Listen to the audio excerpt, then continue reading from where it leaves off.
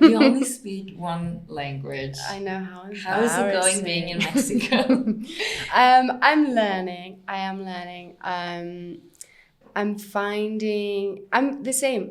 If I am in a group where everybody is speaking Spanish, which of course is all the time, I'm in Mexico. I feel so shy. Yes. And I don't know why, because in English, I'm not scared of saying things wrong. I say things wrong all the time. I say stupid things all the time. If I'm speaking in another language, I'm terrified to say things wrong. And it's ridiculous because I say things wrong in English. And yeah, so I'm at the point where I'm getting over that bit. Yes. But yeah, it has made things interesting. Yes. Mm-hmm. But you're determined to learn Spanish. Yeah, I will. How are you going to do that? Tell us about your process. God. You're a teacher, so you can see Yeah. like both sides, right? Mm-hmm. Yeah, definitely. I can see.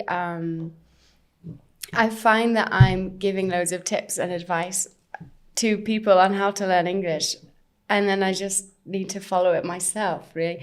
I think the best thing to do is not just to, if you have your lessons, not just to leave it there. You know, I need to be watching things in Spanish. I need to be talking to people in Spanish whenever I can, which I often don't. Yes. Because I have the luxury of most people speak my language, and it's usually not my language, the language I speak. I invented English. Abby's language, Yes. English. Yeah, most of the time people speak English, and instead of waiting for me to take half an hour to finish a sentence in Spanish, it's easier just to let somebody say it in English. And so I need to be more forceful with it, and I need to say, no, let me try. This is one thing that I will say about practicing a second language. One thing that I always do, if I'm in Norway and I hear someone speaking Norwegian, trying to speak the language, of course I could switch over to English. Yeah. I speak fluent English, but no, I will support them because I know what it's like to build up all of that courage to say, una cerveza. Yeah. Just like order that thing in Spanish and they're like, oh, you want a beer? Yeah. I tried so hard. So no, I will always support a language learner when I hear them trying to speak, even if it's English, Spanish. It doesn't really happen that much with Spanish, but Norwegian, I will be supportive. I will speak clearly, and because that's often a thing when you're 100%. And you're nervous as well. Yes. So be patient. Yeah. And it pays off. That practice is valuable. So absolutely, don't leave it in class. Bring it outside. Everywhere. And challenge yourself. Immerse yourself. Great. The best thing I did, I think, here in Mexico was to surround myself with people who don't speak English. Yeah. I don't have a choice. I want to communicate. I have to. I have to, and it helped me so much. Yeah. And watch it. I used to be very against dubbed movies. As someone who speaks English, I want to watch it in the original language. Yeah. But I have to say, I do watch things now dubbed in Spanish. And it helps? It does help. Okay. It does help a lot. Music. Music, I think, is good because you can... it sticks in my brain easier, and you can find nice ways of saying things. You can speak like a musician, you know, that in songs we hear lots of nice phrases all the time that you wouldn't necessarily learn and that people wouldn't normally say, and that can be part of your alter ego when you speak in a different language. Being poetic, using the poetry. I would like to be a poetic Spanish speaker. Oh, and of course, listening to podcasts. Of course, yeah. I think that's a great way to also hear and get used to different ways of like informal speaking. Natural. Because what happens in a natural conversation is people talk over each other. Yes. They also speak faster and slower and like it's a whole different thing to like also get things in context. Yeah. So not just watching movies, but also listening to things. things. Take everything that you can. and step out of that comfort zone. Be brave, be bold. For everyone learning English, but also everyone learning any language. Yeah, I'm on the journey too. Yes. It's hard work, but it is, but it's so and it's so cool to be able to speak another language. It's super cool. Yeah, it is. I'm obsessed with it. I have to say, like in Norway, in Oslo, where I'm from, just like you said in Manchester, it's filled with people from everywhere. Like most people I know already speak 2 or 3 languages. Yeah. Everyone already speaks Norwegian and English, and a lot of people have parents from different countries. Yeah. So it's you have to get 4. Yeah. You have to at least Is it 5 4 you speak 4? Norwegian, English, Spanish, Greek. That's embarrassing. Only 4. I'm not very, very good at Greek. What's number 5? Number 5 would be German.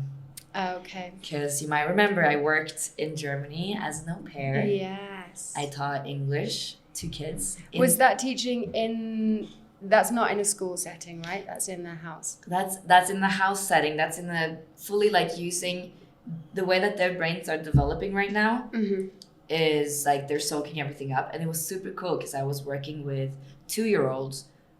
I worked with 2-year-olds, 5, 7, 11, like different ages actually.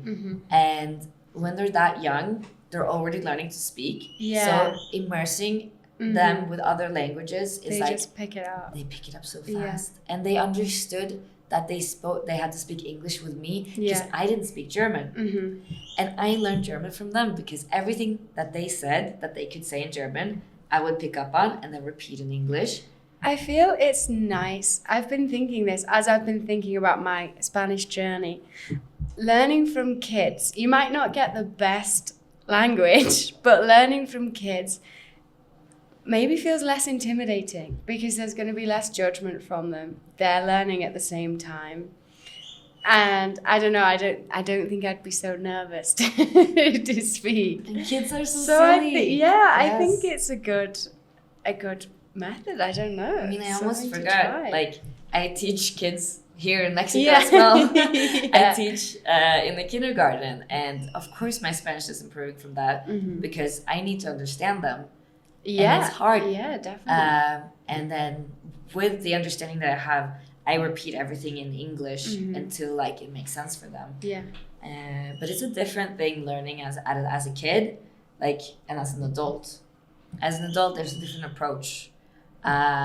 Because it's more uncomfortable. Yeah, you've got more inhibitions.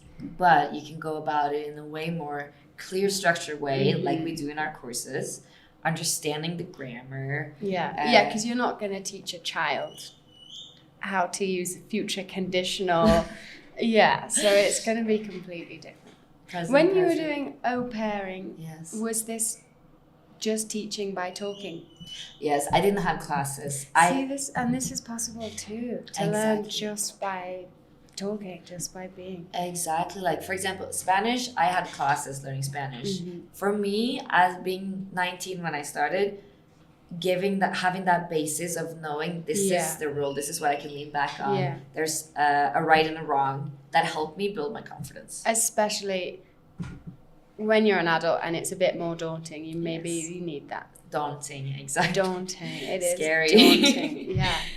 Yeah. I need some lessons. Yes. No, I really think it helps. But as a child, like even this Mexican children that I'm working with now, I heard them say "no sabo," and that's like a very common thing. Like "no sé" is the correct grammatical way of saying it. And it's like a lot of jokes about pronouncing it like that or saying it wrong. And I just found it adorable. And I was like, they don't even speak perfect, so they don't expect it from me. No. And it's okay because that's how we learn, through hearing, speaking, reading and writing. Yeah, all of it. The combination. Everything. Yes. But definitely, I think the process is listening first, a big amount, then speaking. And giving yourself some time. Yeah. And not, because it's frustrating. Yes. Being able to, I had a teacher once who compared your brain to a hamster. Oh. And she said, you have to look after your hamster. Yeah, he's working really, really hard. Just let him relax. Yeah. Give him his food, give him his water. Be kind to him. If he gets something wrong, would you shout at a hamster? No. And I liked it. It kind of stuck with me. I'm looking after my hamster. Yes. I'm being kind to my hamster. That's very good. Yeah, and if I make a mistake or if I'm finding something really difficult, you can't shout at a hamster. You can't get angry at a hamster. It's just a little hamster. Just a little hamster trying his best. Oh, I think that's a great perspective. Yeah. En IMAC Inglés Total tenemos cursos de inglés presenciales y en línea. Llámanos al 33 36 14 14 14 o déjanos tus datos en este WhatsApp y te damos información de becas y promociones. O visita imacinglestotal.com.